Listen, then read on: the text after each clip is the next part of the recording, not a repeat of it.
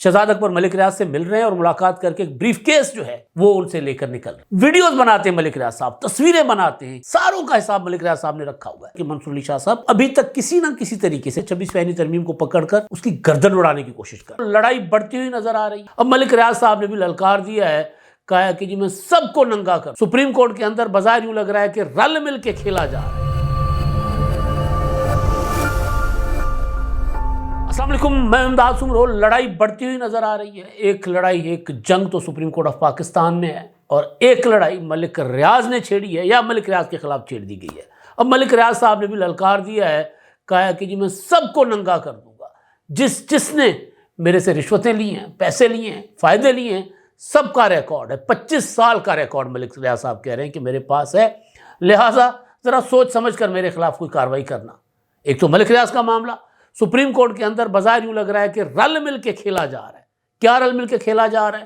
26ویں آئینی ترمیم کی گردن کس طرح مروڑنے کی کوشش کی جا رہی ہے, تلوار کس طرح نکلی ہے. اب جنہوں نے تلوار پکڑ لی ہے 26ویں آئینی ترمیم کی گردن اڑانے کے لیے, وہ جج خود رہیں گے یا پھر گردن اڑے گی 26ویں آئینی ترمیم کی؟ یہ سب سے بڑا سوال ہے, کیونکہ آئین اور قانون کو جاننے والے یہ سمجھ رہے ہیں, یہ کہہ رہے ہیں کہ کوئی بھی جج جس کا اپنا کوئی معاملہ ہو, اپنا کوئی مفاد ہو, یا جس کو نقصان پہنچا ہو کسی قدم سے, کسی ایکشن سے, کسی قانون سے, تو وہ معاملہ, وہ مدعا وہ خود نہیں سن سکتے. تو منصور علی شاہ صاحب جو ہے وہ کیوں 26ویں آئینی ترمیم کے خلاف تلوار لے کر پیچھے پڑے ہوئے ہیں؟ اور آج جو سماعت ہوئی ہے توہین عدالت کا معاملہ تھا, لیکن وہ جا رہے فل کورٹ کی طرف کہ کیوں نہ فل کورٹ بنائی جائے. فل کورٹ مدعا کیا ہوگا؟ مدعا یہ ہوگا کہ جی ایک عدالتی حکم کے ذریعے بینچ تشکیل دیا جا سکتا ہے نہیں یا نہیں, اور فل کورٹ ہم نہیں بنا سکتے کیا؟ تو جواب مل کے جن وکلاء نے دیا, مل کے سے مراد کے وہ جو عدالتی معاون تھے یا پھر وہ جن وکیلوں کا وہاں کوئی تعلق نہیں تھا, انہوں نے یہی جواب دیا یا کاواز دیا کہ جناب آپ بنا سکتے ہیں, آپ فل کورٹ بنا سکتے ہیں, عدالت فل کورٹ کا آرڈر کر سکتی ہے اور اس کو کوئی کمیٹی روک نہیں سکتی. تو معاملہ ظاہر ہے جب فل کورٹ کی طرف جائے گا تو 26ویں آئینی ترمیم کی طرف بھی جائے گا. عدالت کی سماعت اور اس کے علاوہ ایک اور معاملہ, ایک اور کرپشن کا, مہا کرپشن کا ایک اسکینڈل روک لیا گیا ہے ہونے سے پہلے. اب دیکھیں اس کا کیا ہوتا ہے. 1000 گاڑیاں بابوؤں کو چاہیے, 1000 گاڑیاں کام کرنے کے لیے. سارا دن بیٹھ کر مکھی پر مکھی مارتے ہیں ریونیو افسران, ایف بی آر کی میں بات کر رہا ہوں. ٹیکسز جو ہیں ہمارے, جو انکم ہوتی ہے, جو سرکاری ملازمین ہوتے ہیں, پرائیویٹ ملازمین ہوتے ہیں, ان کی تنخواہوں سے ٹیکسز کلیکٹ کر کے اور وہ ایک رپورٹ بنا کر دے دیتے ہیں کہ جناب اتنا ہم نے ریونیو اکٹھا کیا ہے, اور باقی پھر دہاڑیاں. اور اب جب دوبارہ کام کرنے کا کہا گیا تو انہوں نے کہا کہ پہلے 9 من تیل دو تو ہماری رادھا ناچے. اب 9 من تیل جو ہے وہ فی الحال سرکار دینے کو تیار نہیں ہے. سرکار تو تیار تھی لیکن پارلیمنٹ نے روک دیا ہوا معاملہ, تو اس پر بھی بات ہوگی. پہلے میں ذرا ملک ریاض صاحب کا معاملہ, کیونکہ ملک ریاض صاحب آپ کو پتہ ہے کہ وہ لوگوں کو کانا کرتے ہیں بقول عمران خان صاحب, کہ بھئی ملک ریاض صاحب جو ہے نا, انہوں نے وہ لوگوں کو دولت کھلاتے ہیں, سیاستدانوں کو, بیوروکریسی کو, جرنیلوں کو, ججوں کو, اور ان کو کرتے ہیں کانا. اور عمران خان نے کہا میں کانا نہیں ہوں, اور پھر جتنا ملک ریاض صاحب نے عمران خان صاحب کو کانا کیا اتنا کوئی اور نہیں ہوا. ابھی پنجابی میں کہتے ہیں کانا کرنا, یعنی ان کو پھانسنا, ان کو رشوت دے کر, ان کو زمینیں دے کر, جائیدادیں دے کر, اربوں روپے دے کر ملک ریاض نے عمران خان صاحب کو اپنے شیشے میں اتار لیا. اب عمران خان صاحب کے خلاف ملک ریاض صاحب کے پاس نہ جانے کتنے ثبوت ہیں, کتنے ثبوت. میں نے کہا تھا کہ عمران خان صاحب کو ملک ریاض صاحب نے بچایا ہے یہ کہہ کر کہ جی میں عمران خان صاحب کے خلاف 190 ملین پاؤنڈ میں گواہ نہیں بنوں گا. انہوں نے ٹویٹس کیے تھے, اور اب پھر جب نیب نے کل ایک کارروائی کا اعلان کیا, انہوں نے کہا کہ جی ملک ریاض کے خلاف جو ہے وہ ان کی حوالگی کے لیے متحدہ عرب امارات کی ریاست سے, حکومت سے ہم جو ہے رابطہ کر رہے ہیں. اور ملک ریاض فراڈ کر کے چلے گئے, کراچی, پشاور, جام شورو زمینوں پر قبضے کیے ہیں, اور وہاں پر دبئی میں انہوں نے کام شروع کیا ہے. تو دبئی میں کوئی ان کے جو اپنا ہاؤسنگ سوسائٹی ہے, اسکیم ہے, جو اس کے اندر کوئی انویسٹمنٹ نہ کرے. جو پاکستانی انویسٹمنٹ کرے گا اس کے خلاف ہم کارروائی کریں گے, کیا ہوتا ہے وہ منی لانڈرنگ کی. تو ملک ریاض نے کہا کہ اچھا جی ایسا ہے تو پھر آؤ. ملک ریاض صاحب نے ایک ٹویٹ داغ دیا آج دوپہر کو ان کا ایک ٹویٹ آیا اور وہ یہ کہتے ہیں جناب ملک ریاض صاحب کہ میرا کل بھی یہ فیصلہ تھا، آج بھی یہ فیصلہ ہے، چاہے جتنا مرضی ظلم کر لو ملک ریاض گواہی نہیں دے گا۔ ظاہر 190 ملین پاؤنڈ کا معاملہ ہے۔ پاکستان میں کاروبار آسان، اچھا یہ ملک ریاض کہہ سکتے تھے کہ جی میں نے کوئی رشوت نہیں دی عمران خان کو، یہ کہہ سکتے تھے، وہ کہہ رہے میں گواہی نہیں دوں گا۔ ملک ریاض بہت سیانے آدمی ہو کہ یہ نہیں کہہ رہے کہ نہیں عمران خان پاک صاف ہیں اور یہ میں نے کوئی ایسا کام نہیں کیا عمران خان کے ساتھ مل کے، وہ تو ایماندار آدمی ہے، میں نے آفر کی رشوت اس نے نہیں دی۔ کیونکہ ملک ریاض، میں پچھلے بھی لاگ میں بھی کہہ چکا ہوں کہ انہوں نے کہا کہ جی میں پہیے لگا دیتا ہوں، پیسے دیتا ہوں، میں منہ میں نوٹ ٹھوستا ہوں، اس لیے میرے خلاف کوئی نہیں بات کرتا۔ بڑے سے بڑا صحافی، بڑے سے بڑا میڈیا ہاؤس میرا زرخرید ہے، میرے غلام ہیں وہ لوگ۔ تو یہاں ملک ریاض صاحب کیا کہہ رہے؟ گواہی نہیں دوں گا۔ وہ یہ نہیں کہہ رہے کہ عمران خان صاحب جو پاک صاف ہیں۔ پاکستان میں کاروبار کرنا آسان نہیں، قدم قدم پر رکاوٹوں کے باوجود 40 سال سے خون پسینہ ایک کر کے اللہ کے فضل سے بحریہ ٹاؤن بنایا اور عالمی سطح کی پہلی ہاؤسنگ سوسائٹی کا پاکستان میں آغاز ہوا۔ مجھے اللہ نے استقامت دی اور اپنے ممبرز مینس جو وہاں پر خریدتے ہیں پراپرٹیز، اپنے ممبر سے کیے وعدے وفا کیے۔ ان گنت رکاوٹوں، سرکاری بلیک میلنگ نے بعض اوقات وعدوں کی تکمیل میں تعطل پیدا کیا، لیکن میرے رب نے ہمیشہ مجھے سرخرو کیا۔ سالوں کی بلیک میلنگ، جعلی مقدمے اور افسران کی لالچ کو عبور کیا، مگر ایک گواہی کی ضد کی وجہ سے بیرونی ملک منتقل ہونا پڑا۔ یہاں بھی نہیں کہہ رہے کہ ایک بے گناہ کے خلاف گواہی، وعدہ معاف گواہ بننے کی بات نہیں کر رہے، گواہی کی بات کر رہے ہیں۔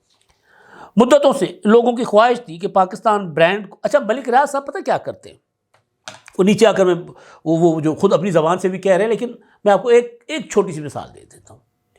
افتخار چودھری صاحب نے نا بڑے راشی تھے، چیف جسٹس تھے، لیکن ایک انتہائی کیا میں لفظ استعمال کروں، بہرحال وہ کھلے عام کرپشن کرتے تھے۔ ان کے صاحبزادہ، ان کی گاڑی میں ایک گاڑی میں 300 400 لیٹر پیٹرول ایک ٹائم پہ ڈلتا تھا اور وہ بل بناتے تھے۔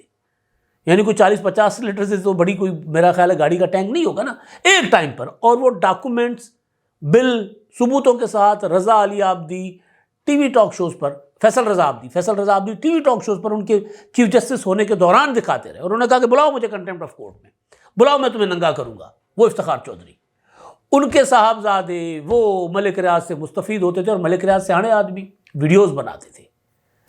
شہزاد اکبر نے جو ڈیل کی ملک ریاض کے ساتھ 190 ملین پاؤنڈ کے معاملے کی، ایک ان کی ویڈیو آئی تھی سامنے، شہزاد اکبر ملک ریاض سے مل رہے ہیں اور ملاقات کر کے ایک بریف کیس جو ہے وہ ان سے لے کر نکل رہے ہیں۔ ویڈیوز بناتے ہیں ملک ریاض صاحب، تصویریں بناتے ہیں، اور انہوں نے پراپر ایک الگ سے رجسٹر بنایا ہوا ہے، ریکارڈ بنایا ہوا ہے، جس میں ایک ایک کا کھاتا ہے۔ اگر زرداری صاحب ہیں تو وہ، نواز شریف صاحب ہیں تو وہ، حسین نواز ہیں تو وہ، عمران خان ہیں تو وہ، کوئی جج ہے تو وہ، کوئی جرنیل ہے تو وہ، کوئی نیب کا افسر ہے تو وہ، ساروں کا حساب ملک ریاض صاحب نے رکھا ہوا ہے۔ تو عمران خان، ٹھیک، عمران خان نے کہا تھا کہ ملک ریاض صاحب نے سب کو کانا کیا ہوا ہے۔ مدتوں سے لوگوں کی خواہش تھی کہ پاکستان برانڈ کو ورلڈ کلاس برانڈ بنایا جائے۔ اللہ تعالیٰ نے مجھے اس کا سبب بھی بنایا، اور دبئی میں BT یعنی بحریہ ٹاؤن پراپرٹیز کا آغاز ہو گیا۔ دبئی کی ترقی کا راز ہز ہائنس شیخ محمد بن راشد المکتوم کا ویژن اور نیب جیسے ادارے کا نہ ہونا۔ یہ بات ٹھیک ہے، نیب ایک روگ ہے، ایک روگ۔ زرداری صاحب جو کہتے تھے نا کہ نیب اور پاکستان کی معیشت ایک ساتھ نہیں چل سکتے، بات ٹھیک ہے۔ میں اس کا مطلب یہ نہیں ہے کہ ملک ریاض صاحب پاک صاف ہے، بالکل نہیں۔ ملک صاحب تو کمال ایک اپنا کیا کہتے ہیں، ایک نمونہ ہے نا، ایک مثال ہے کہ کیسے لوگوں کو کرپٹ کر کے اور آگے ترقی کی جاتی ہے، کیسے سب کو کانا کیا جاتا ہے، اعلیٰ نمونہ ہے۔ اور ویسے پراپرٹی، ریئل اسٹیٹ میں تو زیادہ تر کام چلتا ہی اسی طرح ہے۔ نیب کا آج کا بے سروپا پریس ریلیز دراصل بلیک میلنگ کا نیا مطالبہ ہے۔ میں ضبط کر رہا ہوں، لیکن دل میں ایک طوفان لیے بیٹھا ہوں۔ اوئے ہوئے ہوئے، یہ تو یہاں پر تو ایک شاعری ہوگی نا۔ اگر یہ بند ٹوٹ گیا تو پھر سب کا بھرم ٹوٹ جائے گا۔ یہ بات بالکل ٹھیک ہے۔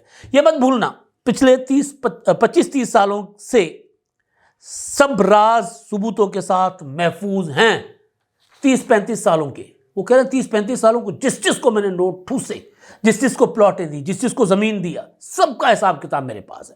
اللہ کے فضل سے بحریہ ٹاؤن پاکستان کامیاب ترین پروجیکٹ بننا، اور اب اللہ کے کرم سے BT پراپرٹیز دبئی میں بھی خوب کامیاب ہوگا۔ ماشاءاللہ اب تک درجنوں ملکوں سے سرمایہ کار دبئی میں آنے والے BT پروجیکٹ کے منصوبوں میں مثالی دلچسپی کا مظاہرہ کر رہے ہیں۔ 25 کروڑ پاکستانیوں کو فخر ہونا چاہیے کہ ان کی کمپنی دنیا کے سب سے شفاف، سب سے ایماندار نظام نے عالمی سطح کی مقابلے کے لیے ایک عالیشان منصوبے کے لیے چنا گیا ہے کمپنی کو۔ یہ ذرا ان کی کمپوزنگ کا ایشو ہے تو مجھے پڑھنے کا ایشو آ رہا ہے، یعنی وہ انہوں نے غلطیاں کی ہوئی ہیں۔ اس عزم کے ساتھ کہ ہمارا جینا مرنا پاکستان کے لیے تھا اور ہمیشہ رہے گا، اپنے پاکستانی بھائیوں بہنوں کو یقین دلاتے ہیں کہ ہم نے پاکستان سمیت دنیا کے ہر ملک کے قانون کی پاسداری کی ہے اور ہمیشہ کرتے رہیں گے۔ ملک ریاض نہ تو کسی کے خلاف استعمال ہوگا اور نہ ہی کسی سے بلیک میل ہوگا۔ انشاءاللہ دبئی پراپرٹی پروجیکٹ کامیاب بھی ہوگا اور دبئی سمیت پوری دنیا میں پاکستان کی پہچان بنے گا۔ یہ ملک ریاض صاحب نے للکارا مارا ہے جناب، اور انہوں نے ساتھ ساتھ وہ جو بحریہ ٹاؤن اپنا نیب نے لوگوں کو متنبع کیا تھا، خبردار کیا تھا، مطلع کیا تھا کہ جناب یہ آپ نے اگر پاکستانیوں کو خاص طور پر کہ اگر آپ نے بحریہ ٹاؤن پراپرٹیز دبئی میں انویسٹمنٹ کی تو آپ کے خلاف منی لانڈرنگ کے کیسز ہوں گے۔ تو بنیادی طور پر ملک ریاض صاحب نے یہ لوگوں کو یقین دلایا ہے کہ ایسا کچھ نہیں ہوگا۔ میرا کام وہاں کی حکومت کے ساتھ، وہاں کی جو زائنس ان کی خواہش کے مطابق وہاں پر ٹھیک چل رہا ہے، لیگل کام ہے، لہٰذا آئیں یہاں انویسٹ کریں۔ لیکن اصل چیز جو ہے نا، ملک صاحب نے کہا بھائی کیڑا مینوں پھڑن آئے گا، جو مجھے پکڑنے آئے گا نا اس کا فائل میں اس کو تھما دوں گا۔ ایک وقت تھا نیب جب سے بنا، پرویز مشرف کے زمانے سے یا نواز شریف صاحب نے بنایا، تو وہ کرتے کیا تھے، پولیٹیکل انجینئرنگ کے لیے استعمال ہوتا تھا۔ جو MNA، جو MP، جو سینیٹر نہیں بکتا تھا اس کو جا کے اس کی فائل دکھائی جاتی تھی، جو کرپٹ ہوتے تھے، سب کو نہیں، جو کرپٹ ہوتے تھے فائل دکھائی جاتی تھی۔ اسی طرح پیپلز پارٹی کو توڑنے کے لیے مشرف کے دور میں پیٹریاٹس بنے، یہ فیصل صالح، سکندر حیات مرحوم، اور سارے کے سارے ادھر چلے گئے جن کی فائلیں تھیں۔ مسلم لیگ نون کو توڑنے کے لیے کچھ کو گرفتار کیا گیا، کچھ کو تشدد کیا گیا، ان کو مسلم لیگ قائد اعظم بنی۔ اب ملک ریاض کہہ رہے کہ بھائی دو لوگوں کو فائلیں دکھانے والوں، تمہاری فائلیں میرے پاس ہیں، کسی بھلے کے میں نہیں رہنا، کسی غلط فہمی میں نہیں رہنا، ننگا کر دوں گا سب کو۔ اور پورے نظام کو ننگا کرنے میں ملک ریاض صاحب 1 منٹ بھی نہیں لگائیں گے اگر وہ چاہیں تو، لیکن نہیں کریں گے۔ صرف اور صرف وہ دکھا رہے ہیں کیونکہ بحریہ ٹاؤن، ملک ریاض صاحب کا جو بحریہ ٹاؤن ہے وہ اگر اسکیم بنا، اگر میں نے جیسے کہا تھا نا صبح کے ولاگ میں، اگر ڈوب گیا تو لاکھوں لوگ روڈ پر آ جائیں گے اور پھر ملک ریاض صاحب اور ان کی جو کمپنی ہے ان کو دنیا میں چھپنے کی جگہ نہیں ملے گی، کیونکہ اتنا بڑا اسکیم ہوگا۔ تو لہٰذا ملک ریاض صاحب جو ہے وہ بارگیننگ کرنا چاہتے ہیں، وہ کہتے ہیں یار عمران خان صاحب کے معاملے پر جان دو مینوں، باقی جو کہو گے کر لیں گے۔ تو بہرحال ایک تو یہ معاملہ کہ ملک صاحب نے نا للکارا مار دیا۔ دوسرا معاملہ آج سپریم کورٹ آف پاکستان میں توہین عدالت Nazar Abbas versus supreme court of Pakistan case تھا۔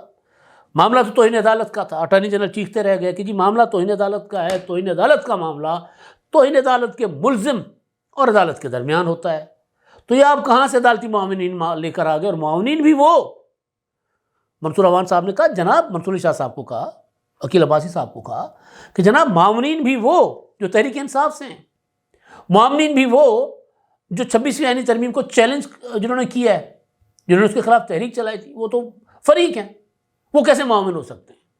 تو منصور علی شاہ صاحب نے کہا چلیں آپ اپنا بتا دیں نام کسی کا، آپ تجویز کر دیں۔ انہوں نے کہا میں نہیں تجویز کرتا۔ پھر انہوں نے 2 اور احسن بھون صاحب اور خواجہ حارث صاحب کو کہا کہ ان کو عدالتی معاون مقرر کیا جاتا ہے، آپ کی بات ٹھیک ہے، یہ ہمارے ذہن میں بھی تھا کہ لوگ PTI کے ہیں یا 26ویں آئینی ترمیم کے خلاف ہیں دل سے روح سے، تو یہ ہمارے ذہن میں بھی تھا، لیکن ہم نے ان کو تو لگا دیا، چلیں 2 آپ کی طرف کے لگا دیتے ہیں، خواجہ حارث اور احسن بھون۔ خواجہ حارث وزارت دفاع کے وکیل ہیں فوجی عدالتوں کے معاملے پر، احسن بھون صاحب کو سمجھا جاتا ہے کہ ان کا ٹلٹ مسلم لیگ نون کی طرف ہے، کسی زمانے میں پیپلز پارٹی کے ساتھ تھے۔ تو بہرحال انہوں نے اٹارنی جنرل نے کہا کہ جی میں اس پر بات نہیں کروں گا۔ آج ہوا یہ کہ وہ جو Nazar Abbas additional registrar judicial supreme court کے، ان کو جن کو کل ہٹا دیا گیا تھا، OSD بنا دیا گیا تھا، وہ بھی پیش ہوئے۔ ان کو چیف منصور علی شاہ صاحب نے کہا کہ جی آپ کے ساتھ تو لگتا ہے بہت کچھ ہو گیا ہے، پتہ نہیں آپ کی غلطی تھی یا نہیں تھی، لیکن میں نے آپ کو اس لیے بلایا، عدالت نے آپ کو اس لیے بلایا ہے تاکہ آپ سے پوچھ سکیں کہ ہوا کیا تھا، بنیادی چیز کیا تھی، تو آپ اس پہ تحریری جواب دائر کر دیں۔ اور اس میں پھر جو عدالت کو کور کرتے ہیں عمران وسیم صاحب، انہوں نے اپنے ویلاگ میں بتایا کہ جی کچھ ایسے وکلا بھی وہاں پر جن کا اس مدعے سے معاملے سے تعلق نہیں تھا، نہ عدالتی معاون تھے، انہوں نے بھی وہاں پر اپنے دلائل دیے.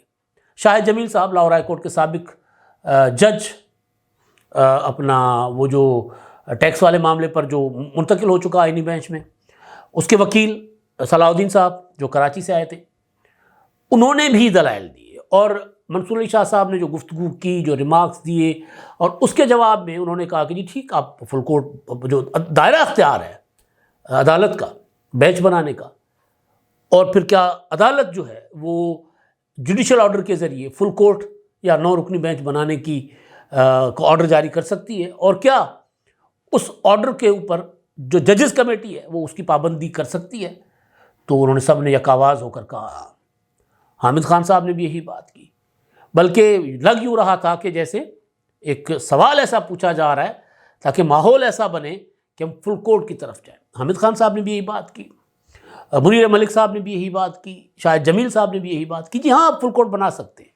تو یہ ظاہر اس سے لگ یہ رہا ہے کہ نشانہ جو ہے نا، بنیادی طور پر تو آج کہا گیا اٹارنی جنرل صاحب کو کہ جی ہم تو 26 آئینی ترمیم کی طرف جا ہی نہیں رہے، اور ڈر کیوں رہے؟ ڈرے مت. اور بلکہ ایک موقع پر تو جب کہا گیا، حامد خان صاحب کے دلائل تھے کہ چیف جسٹس اور دیگر جج صاحبان، تو اس پر عقیل عباسی صاحب نے کہا کہ جب ہم دیگر جج صاحبان ہو گئے اب، یعنی بنیادی طور پر وہ جو آئینی معاملات، سیاسی معاملات جو سن رہے تھے، اور اس کا ظاہر بڑا فرق پڑتا ہے، وہ آئینی بینچ میں چلے گئے. تو جو آئینی بینچ میں نہ جانے کے متاثر ہوئے یا چیف جسٹس نہ بن سکے منصور علی شاہ صاحب، تو وہ ابھی تک کسی نہ کسی طریقے سے کبھی ادھر سے 26 آئینی ترمیم کو پکڑ کر اس کی گردن اڑانے کی کوشش کر رہے ہیں.